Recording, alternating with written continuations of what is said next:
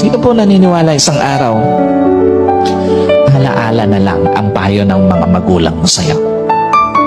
At sino po naniniwala, isang araw, yung nanay na kasama mo ngayon, maaaring katabi mo ngayon, yung tatay na kasama mo ngayon, isang araw, aalalahanin mo na lang din.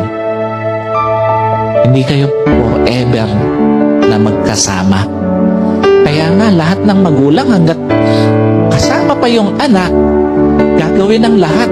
Ipapayo lahat ng mabuti, paaalalahanan ng anak kasi alam niya, isang araw, iiwan niya yung kanyang mga anak.